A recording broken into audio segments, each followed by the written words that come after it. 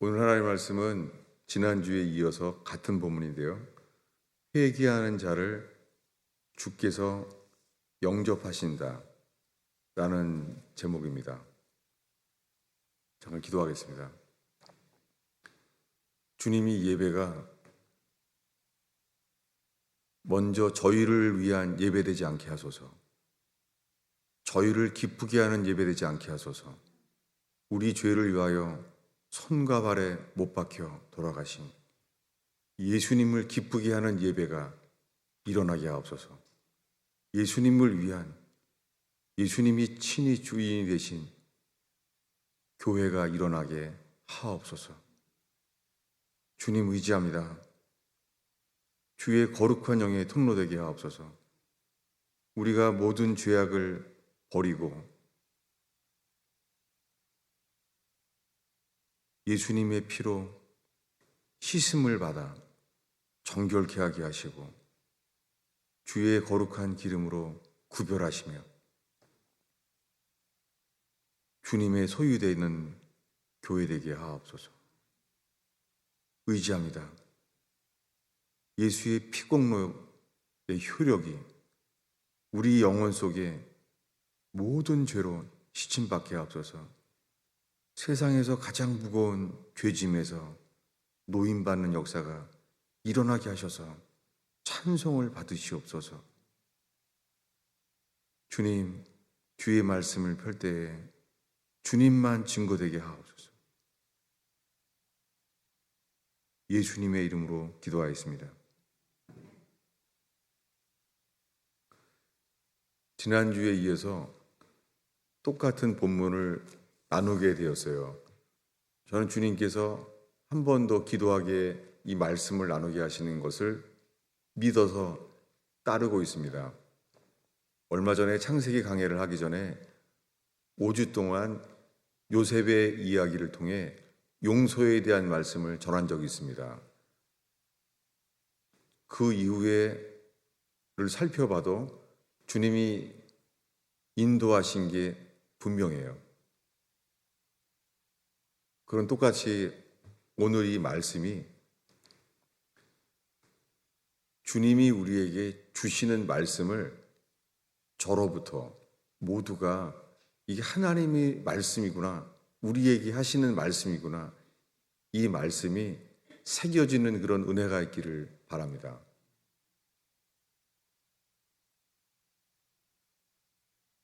지난주의 말씀을 다시 한번 나누면요, 하나님이 이렇게 말씀하신 거예요. 15절인데요. 한 목소리를 읽겠습니다. 내가 내 행위를 아노니 내가 차지도 아니하고 뜨겁지도 아니하도다. 내가 차든지 뜨겁든지 하기를 원하노라. 주님이 말씀하셨어요. 너의 행위를 안다. 여러분, 오늘날 수많은 사람들이요, 이렇게 강조해요. 뭐냐면 마틴 루터가 깨달은 것, 오직 의인은 믿음으로 말미암아 살리라. 이 마틴 루터가 깨달은 것, 그가 그 죄악의 무거운 짐에서 노임받을 때, 이 오직 의인이 믿음으로 사는 것이구나. 그래서 이 프로테스탄트는 이 카톨릭의 교리를, 구원의 교리가 없는 것을 깨닫고 프로테스탄트, 카톨릭의 교리가 아니라고 루터와 함께 저항하고 깨어났습니다. 그런데 이 믿음이 행위로 말미암지 않고 믿기만 하면 구원받는다는 말씀으로 치우치게 된 거예요. 지금 수많은 사람들이요, 그래서 나는 예수를 믿어, 나는 그러니까 천국 갈 거야. 여러분, 이것은 자기 확신이에요. 오늘날 수많은 사람들이요, 내 모든 죄는 예수의 피로 씻음 받은 걸 믿습니다. 그러면은 성격이 긍정적이고 적극적인 사람이 믿음이 좋을 거 아니에요. 세상적인 성향이 이 비관적이고 부정적인 사람보다 매사에 좋게 생각하고 적극적이고 긍정적인 사람이 마치 믿음이 좋게 보이잖아요. 그렇지 않습니다.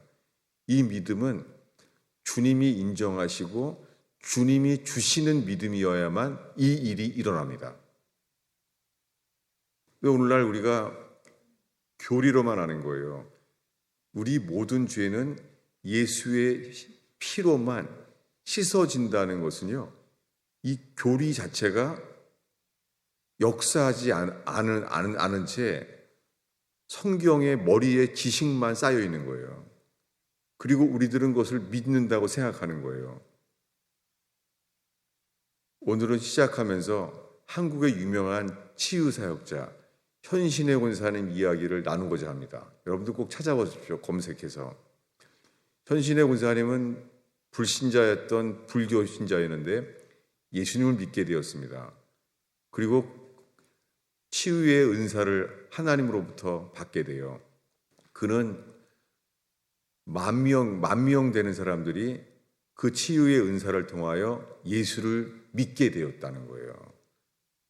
그 현신의 권사님을 통하여 예수 안 믿던 사람들이 병고침의 은사를 통하여 예수님을 믿게 되었대요. 10,000명이.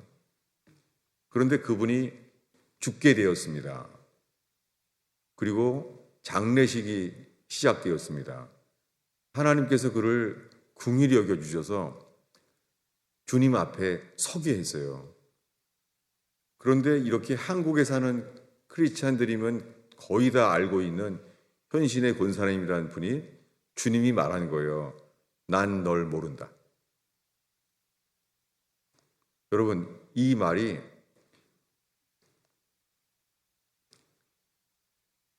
택하신 자만 구원받는다는 말과 함께 이것이 구원의 진리입니다. 난 널 모른다. 현신의 권사님이 들은 충격. 왜 그렇습니까? 그것은 예수님이 마태복음에 산상순회 하신 말씀, 그날에 많은 사람들이 내 이름으로 예언하며 내 이름으로 귀신을 쫓고 내 이름으로 능력을 행하였다고 할 것이다. 나는 그들에게 밝히 말하되 나는 너를 몰랐었다 라고 말할 거라는 거예요. 현신의 권사님은 그 마태복음에 예수님이 친히 하신 말씀을 직접 들은 거예요. 그리고는 한국에서 이름만 대면 아는 유명한 목사님들을 물어봤잖아요. 그분은 그렇게 실명을 거론했어요. 유명한 목사님들이에요. 근데 주님이 말했다는 거예요. 난 모른다. 조영기 목사님, 난 널 모른다 라고 말했다는 거예요.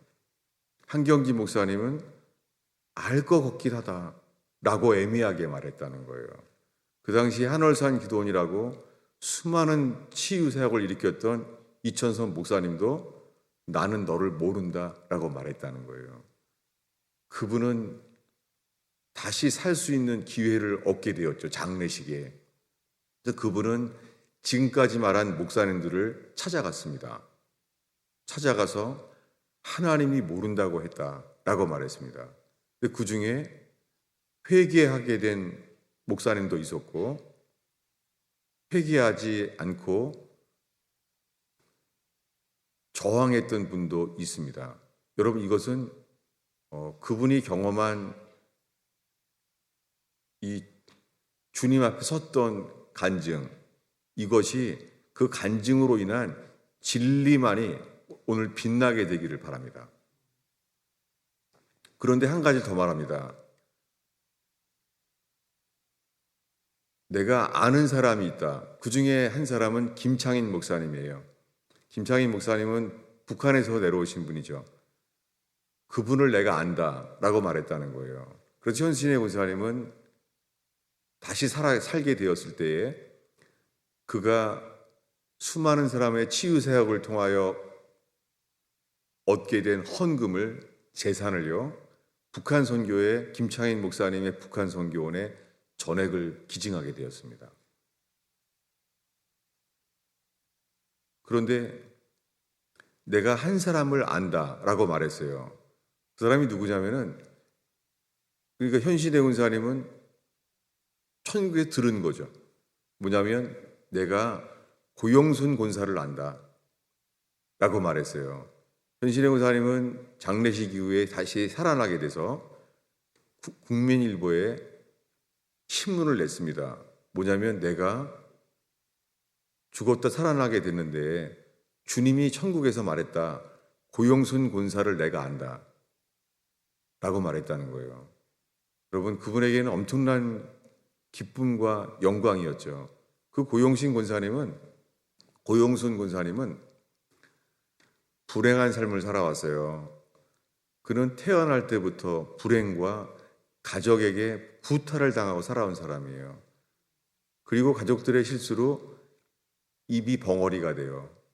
오랫동안 벙어리가 되면서 벙어리가 된 채로 가족들에게 구박을 당하고 폭력을 당했던 사람이에요.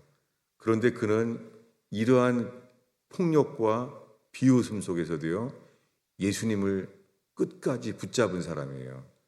여러분, 지금 우리에게 필요한 것은 구원에 대한 성경 교리가 필요한 게 아닙니다. 그 고용순 권사님에게 천국에서 현신의 권사님에게 알게 한다고 하는 그분, 결국은 신문을 보고 이제 그분이 찾아오게 됩니다. 그 사이에 놀라운 것은 그분은 예수님을 만났고 그분이 예수님께서 그를 벙어리에서 풀려나게 만드셨어요. 그분은 지금도 살아서 치유 사역과 간증 집회를 다니고 있어요. 여러분, 빌립보서에 사도 바울이 이렇게 말합니다. 빌립보서에 나오는 충성된 사람의 이름을 말하면서 이렇게 말해요. 그의 이름이 생명책에 기록되었느니라. 여러분, 우리가 이 땅에서 천국을 누릴 수 있고 그 이름이 생명책에 기록된 것을 바울처럼, 바울이 인정하는 빌립보 교인처럼 그렇게 될 수 있습니다. 여러분, 그러한 저와 여러분 되기를 바랍니다. 그런데 문제는 오늘날 수많은 사람들이요, 내가 예수를 믿기 때문에 나는 구원받았다 라고 믿고 있다는 거예요. 이것은 자기 믿음입니다. 오늘 말씀에 이 계시록 3장 15절에 주님이 말한 첫 마디가 이거예요. 내가 너의 행위를 안다. 여러분, 주님이 제일 먼저 하시는 말씀이 우리 행위를 알아요. 여러분, 지금 이 시간에 정직하게 우리 행위를 주님은 안다라고 말해요. 그 행위는요, 무슨 죄를 졌다 이걸 말하는 게 아니에요. 죄에 안 진 사람이 어디 있겠습니까? 어린아이로부터 죄 없는 사람이 어디 있겠습니까? 회개의 영이 역사하시면요, 어떤 사람들은 5살 때 그 나이에 지은 죄도 주님이 빛으로 보여주시고 깨닫게 하시기도 합니다. 죄인 아닌 사람이 어디 있습니까? 그런데 주님 말합니다. 너의 행위를 내가 안다. 그리고 말합니다. 차지도 아니하고 뜨겁지도 아니하도다. 주님은 사도 바울을 긍휼히 여기셨어요. 사도 바울은 차든지 뜨겁든지 한 사람이었습니다. 그는 자기가 믿는 바대로 크리스찬들을 죽여야 했었습니다. 여러분, 이렇게 우리가 사도 바울처럼 차든지 뜨겁든지 하는 저와 여러분 되기를 바랍니다. 그 주님이 이렇게 말하는 거예요. 16절입니다. 하나님의 판단이에요. 읽겠습니다. 내가 이같이 미지근하여 뜨겁지도 아니하고 차지도 아니하니 내 입에서 너를 토하여 버리리라. 무슨 말입니까? 지금은 주님 안에 있는지 모르겠어요. 주님이 말하는 거예요. 나의 입에서 너를 토하여 버리리라. 이렇게 말한다는 거예요. 여러분, 우리 교회와 우리 시대의 이 교회에게 주님이 하시는 음성을 정직하게 듣게 되는 저와 여러분 되기 바랍니다. 주님이 말합니다. 내가 너희의 행위를 아노니 미지근하여 토하여 낼 것만 같다. 저는 마침 이번 주에요, 제가 이 약을 많이 먹었어요. 근데 약을 많이 먹었는데 그 약들이 영양제도 있고 그게 고용량 비타민 D도 있었어요. 근데 제가 그걸 한꺼번에 먹게 됐어요. 제가 살면서 아니 너무 놀랐어요. 구토가 나오는 거예요. 입에서 그냥 걸어가는데 토하는 게 나오는 거예요. 보니까는 고용량 비타민 D를 일주일에 한 개 먹으라고 하는 건데 거기에다가 다른 여러 가지 영양제를 한꺼번에 먹었더니 알겠는 거예요. 아, 이게 비타민 D 1000mg짜리랑 함께 거기다가 이제 비타민 C 1000mg 또 그리고 거기다가 뭐 이뮤 시스템에 좋다는 거 또 1000mg. 그러니까 아침에 지금 벌써 3000mg짜리에다가 그걸 넣었더니 토해낼 것 같은 거예요. 그때 딱 들어온 말씀이 이거예요. 주님이 이랬겠구나. 주님이 내가 너를 토하여 내고 싶다 라고 말했다는 거예요. 전 이번 한 주간 동안에 많은 간증을 들었던 것과 수많은 일들이요. 그냥 이 본문 말씀 안에 있는 일들이 일어났었어요.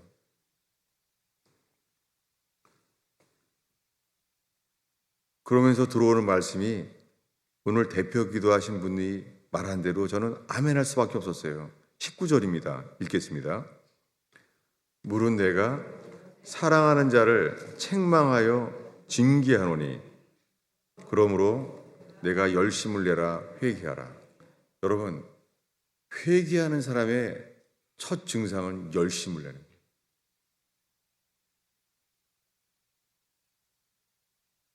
왜냐하면 저는 한 주간 동안에 더웠었잖아요. 에어컨이 정지한 거예요. 이 더운데. 그러니 온몸이 더위 속에서 또 2번이나 이렇게 더웠어요. 저는 어떤 게 들어왔냐면 책망하여 징계하노니. 왜냐하면요. 제가 한 달 동안 평생 처음으로 자다가 어깨가 아팠어요. 한쪽 어깨로 잠을 자다가 한쪽으로 누워서 잤으니까 어깨가 아팠어요. 그런데 제가 아침이면은 이 뇌출혈 이후에 산책을 해요. 산책과 운동을 하는데요. 주님의 음성을 들으려고 계속 조심하죠. 그렇게 하는데 운동을 하는데 점점이요. 제가 운동 자체를 우상시하는 거예요. 좋아하는 거예요. 스트레칭을 하면은 몸이 너무 좋아지는 거예요. 스트레칭을 안 하면은요. 하루가 너무 갑갑한 거예요. 점점 주님보다 더 좋아하게 된 거예요. 이게 우상숭배입니다. 근데 어깨가 안 좋은데요. 어깨가 안 좋은 걸 확인하려고요. 제가 철봉에 매달린 거예요. 철봉에 매달린 순간 떨어졌어요. 손이 잡지 못하는 거예요. 그때부터는 어깨가 너무 아픈 거예요. 그래서 3일 동안 비명을 지르며 잠을 못 잤어요. 3일 동안 잠을 못 잤어요. 자면서. 어떻게 움직일 수가 없는 거예요. 좌로나 우로나 어떻게 움직여도 비명밖에 없는 거예요. 그런 저를 보고 저 집사람이 그러더라고요. 뇌출혈 때랑 똑같네. 비명 지르는 게 정말 아멘이 됐어요. 주님이 저에게 사랑하는 자를 책망하여 징계하노라. 저는 이 말씀이 한 달 동안 가슴에 들어왔어요. 그리고 책망하시는 게 정말 너무너무 감사해요. 아주 아프지만 아픈 것 자체가 너무 감사했어요. 그러면서 이 피지컬 세라피를 이번 주에도 하는데 이 와중에 에어컨은 멈췄고 그런 상태에서 한 달이 지나갔습니다. 한 달 동안 주님이 저에게 마음에 새겨주신 말씀이 너무 감사해요. 그것이 뭐냐면 사랑하는 사람을 책망하여 징계한다는 거예요. 범죄한 다윗이 회개했을 때요. 나단 선지자를 통하여 말씀하십니다. 너의 죄를 내가 사했느니라. 여러분, 우리가 회개하면 주님이 즉시 죄 사함을 주십니다. 누구든지 어떠한 죄인들도 회개하면 주님이 죄 사함을 즉시 주십니다. 사실이잖아요. 여러분, 우평광도 손과 발에 못 박힌 채 예수님과 대화했어요. 그가 어떤 사람입니까? 험악한 죄인이잖아요. 놀랍게 그 죄인인데 말합니다. 너는 오늘 나와 함께 낙원에 있으리라. 복음입니다. 평생을 죄만 짓고 남에게 죄를 졌는데도요, 주님이 회개하는 그에게 너는 오늘 나와 함께 낙원에 있으리라. 여러분, 그러나 그 손과 발이 못 박힌 고통 속에서 사형 집행은 계속되었습니다. 죄는 용서를 받되 죄의 값은 받게 하십니다. 그렇게 죄 용서를 받은 다윗, 근데 그는 주님께 이렇게 기도해야 됐었습니다. 시편 51편에 정직한 영을 새롭게 하소서, 주의 성신을 거두지 마옵소서. 왜 그렇습니까? 그의 죄는 용서를 받았지만 주님은 압살롬에게 나라를 빼앗기고 쫓겨나가게 만드십니다. 그 많은 과정이 죄값을 치르게 하십니다. 주님은 그에게 주신 것은 회개할 기회였어요. 압살롬에게 나라를 빼앗기고 쫓겨납니다. 성경은 그가 감람산을 넘을 때에 울면서 맨발로 감람산을 넘었다고 합니까? 무엇입니까? 다윗은 나라를 잃어버리고 아들과 아히도벨이 자기를 죽이려고 하는 긴박한 위험 속에서도요, 어떤 상황의 어려움 속에서도요, 그에게 필요한 것은 회개뿐입니다. 여러분, 지금 이 순간에 건강의 위기, 재정의 위기, 어떤 법적인 상황의 위기, 이 죽음에 임박한 이런 상황이 있어도요, 지금 우리에게 필요한 것은 회개뿐입니다. 다윗은 자기 아들과 아히도벨이 암살자를 보내는 데도 있잖아요. 그가 기억한 것은 그 상황에 대한 반응이 안 나와요. 그게 아니라 감람산에 맨발로 울면서 감람산을 넘습니다. 왜 그렇습니까? 그는 사람을 죽이고 도망갔던 모세가 회개할 때 하신 말씀을 기억해요. 모세야, 가까이 오지 마라. 그는 가까이 오지 못하게 하는 거예요. 그런데 내 발에 신을 벗으라 라고 말합니다. 이스라엘 백성이 여호수아와 함께 가나안 땅을 건너가는 이 놀라운 기적 속에서요, 여호수아는 이렇게 주님이 말합니다. 여호수아야, 모세가 40년 전에 말했던 대로 너도 이 요단강을 건너서 제일 먼저 하는 것이요, 내 발에 신을 벗으라. 성경 전체의 회개는요, 내 모든 권리를 벗는 거예요. 여러분, 지금 이 순간에 남에게 말 못할 어떤 가정에 긴박한 위기가 있어도요, 우리가 찾는 것은 다윗처럼 회개뿐입니다. 그는 신을 벗습니다. 여러분이 가스펠 펠로우십 교회가 우리의 모든 권리를 포기하고 낮아진 곳에서 정결케 깨끗한 그릇만 되기를 원하는 마음으로 모든 신을 벗는 교회 되기를 축원합니다. 여러분, 이 세상에서 가장 무거운 짐이 죄짐이에요. 놀랍게 회개할 때 주님은 우리에게요, 흰눈처럼 희어지게 하세요. 그런데 여러분, 회개할 때 내가 자신이 주인일 때는요, 무엇을 회개해야 되는지 정말 모릅니다.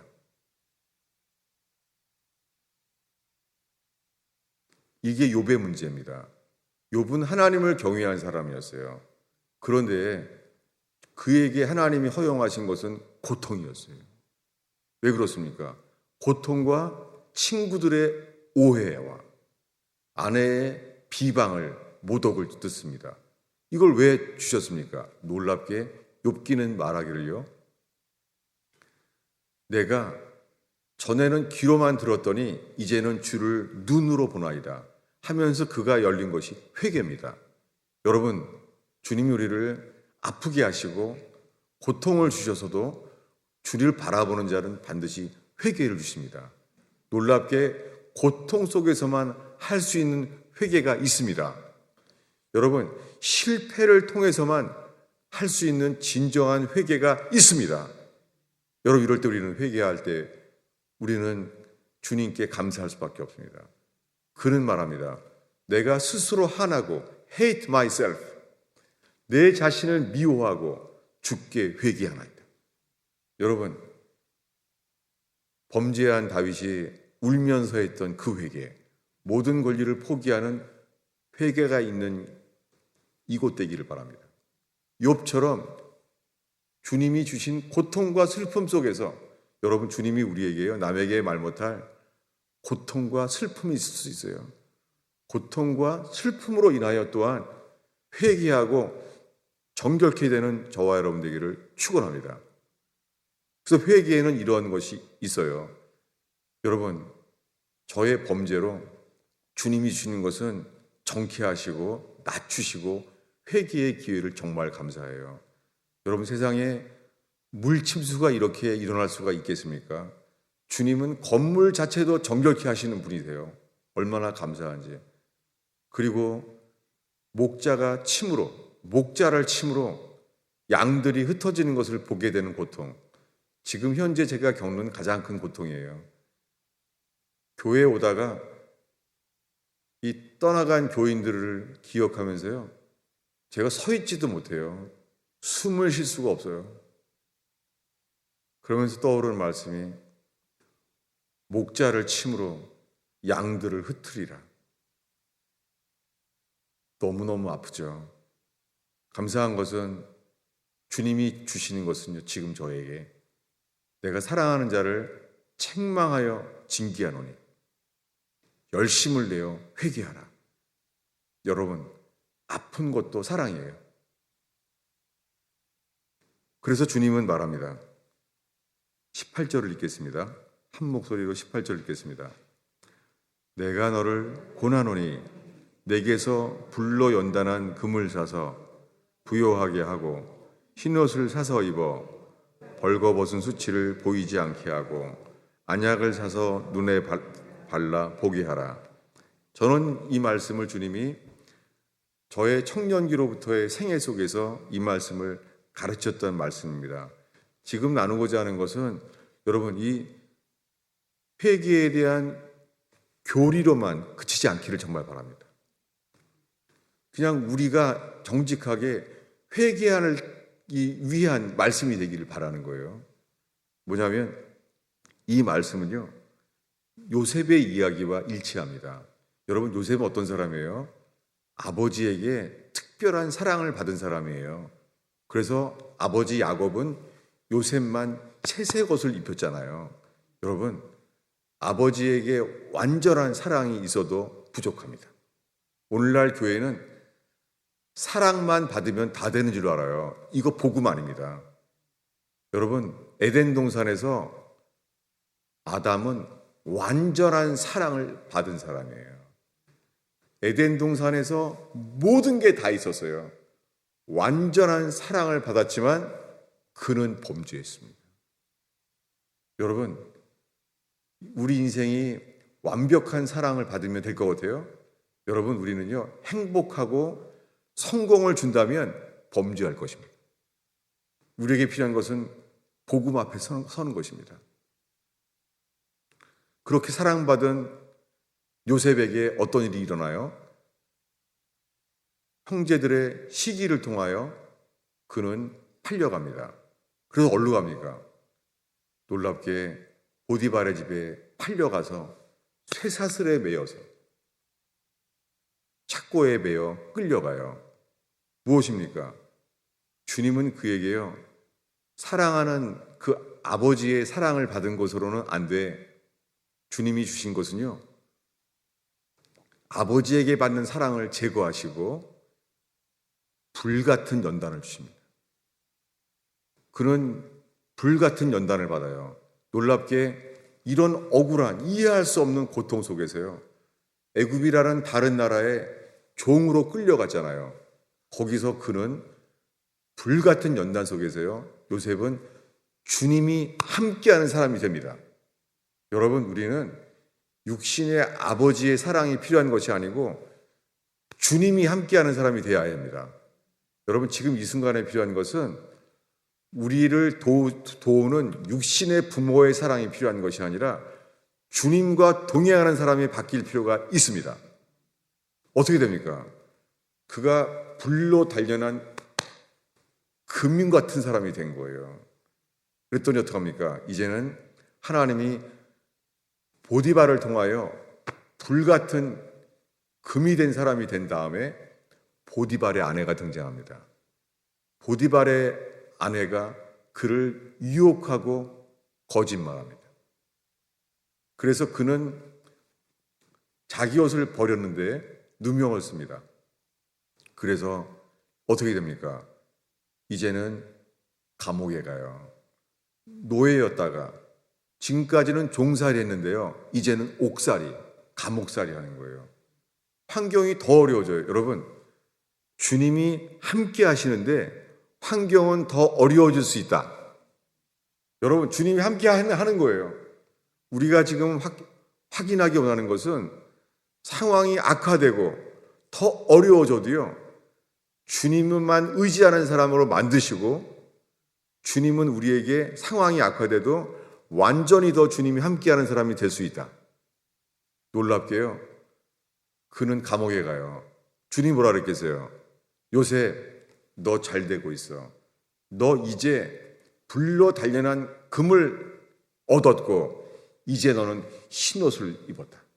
여러분, 누명 쓰고 감옥 갔을 때요, 주님 보시기에 요셉은요, 그날이 흰옷을 입은 날입니다. 감옥 갔어요. 이제 보디발의 시위대장 보디발의 감옥에 가 있잖아요. 어떻게 됩니까? 놀랍게요, 감옥에 가서 더 어려워졌는데요, 주님이 영안을 열어줘요. 다른 사람의 꿈이 해석이 돼요. 그리고 왕의 꿈이 해석이 돼요. 놀랍게요, 요셉은 감옥에 가서요, 안약을 사서 눈에 발라 보게 됐습니다. 여러분, 이렇게 우리의 상황을, 우리를 능히 구원할 구원의 진리만이 빛이 되길 바랍니다. 그럴 때 상황이 악화되고 어려워도요, 주님이 사랑하고 사랑하는 자를 책망하여 징계한다는 말씀이, 하나님의 음성이 사랑으로 들려지기를 바랍니다. 저는 한 달 동안 정말 어깨가 아파서요, 어떻게 할 수가 없는 거예요. 지금도 아파요. 다른 건요, 아픔 자체가 감사합니다. 주님 저를 사랑하여 책망하는 것을 감사합니다. 그리고 들어와요. 열심을 내어 회개하라. 여러분, 근데 현대 교회는요, 이 모든 내용은 뒤로 하고 이렇게 말하는 거예요. 주님이 볼지어다 내가 문 밖에 서서 두드린다라는 말씀을 전도용으로 쓰는 거예요. 여러분, 지금 제가 사형리라는 교리를 대적하려고 하는 게 아니에요. 이 사형리는 북한에도 가져 들어가요. 지금 북한에 예수를 만난 사람들이요, 목숨을 걸고 사형리를 훔쳐서 북한으로 넘어가요.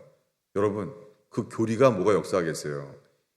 예수가 전부가 된 사람에게는 거기에 쓰여진 한 페이지만 읽어도 주님이 전부가 된 사람에게는 함께 하십니다. 여러분, 우리에게 필요한 것은 교리가 아니에요. 저는 그동안 성경 지식을 설명하고 전달해주면 되는 줄 알았어요. 우리 교인들에게서 나오는 열매는요, 머리에 지식밖에 없어요. 지금 여러분을 책망하려는 게 아니라요, 제 자신의 회개의 내용 안에서 나누는 거예요. 여러분, 기도할 때 어때요? 저도요, 힘써서 기도를 하는데요. 기도하다가는요, 그냥 잠만 들어요. 정직하게. 아침, 점심, 저녁 계속해서 기도하는데요. 기도만 하면 잠들어요.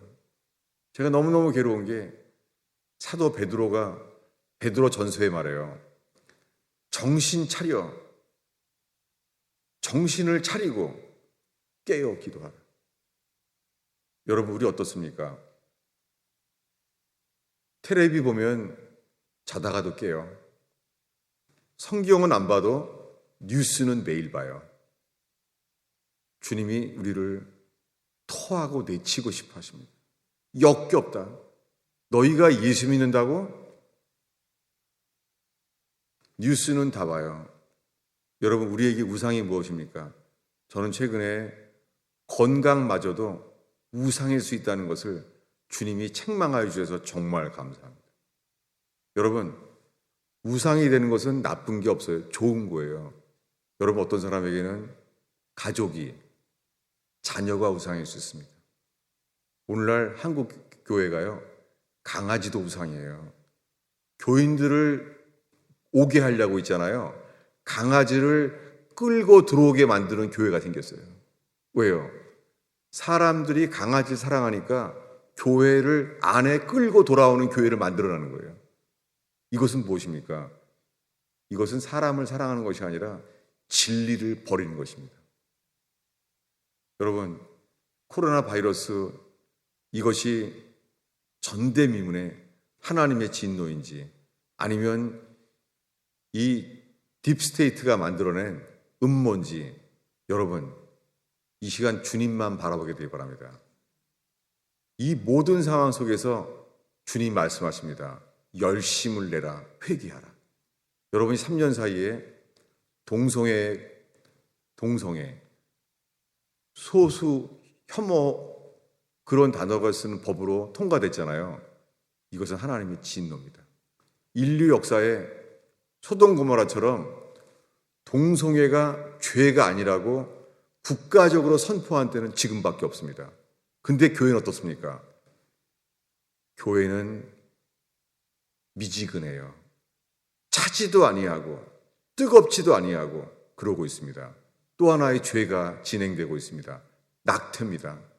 여러분, 인류 역사에요, 낙태가 합법이 되는 것은요, 큰 죄예요.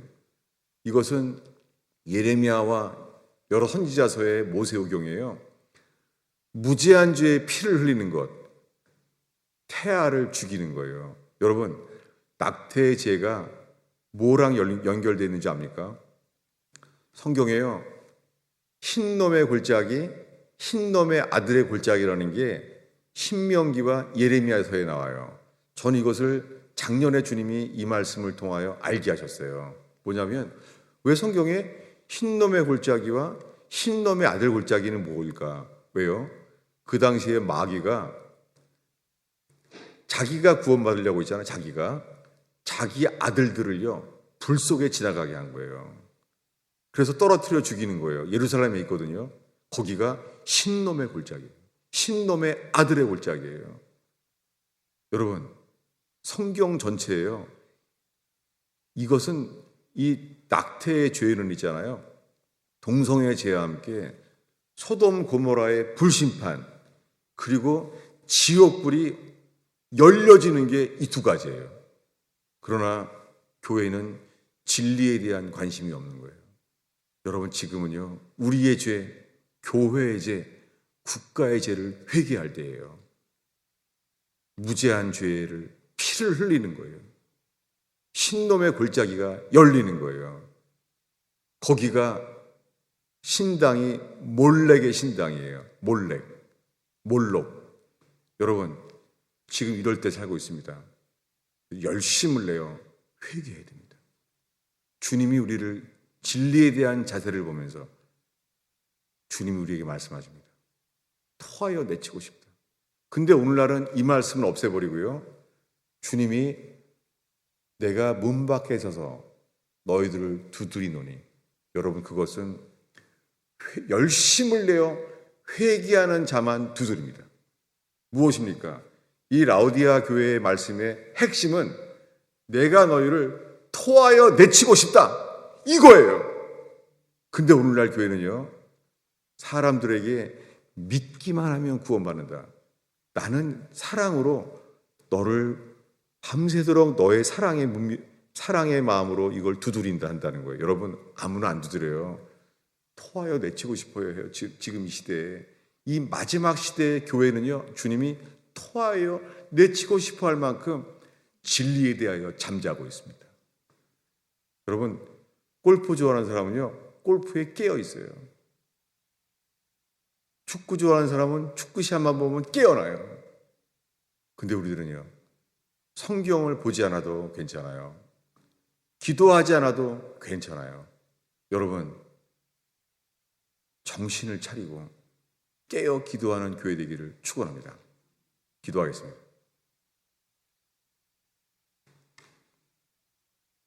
여러분, 혹시 감사하면 좋겠습니다. 감사. 여러분, 주님이 고통을 주셔서 감사한 사람은 없나요? 주님이 실패를 주셔서 감사한 사람은 없나요? 상황을 막아버려서 회개하게 인도하시는 감사해야 될 사람은 없나요? 우리에게 필요한 것은 성공과 행복이 아니라 회개뿐입니다. 감사할 수 있다면.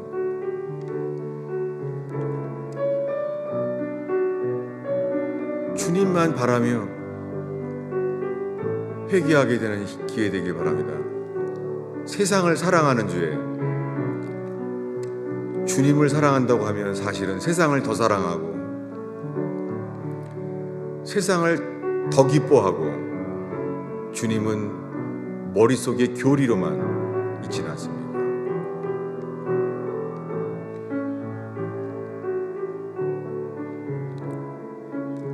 정말 이 말씀으로 회개가 열리기를 정말 바랄 뿐입니다. 주님,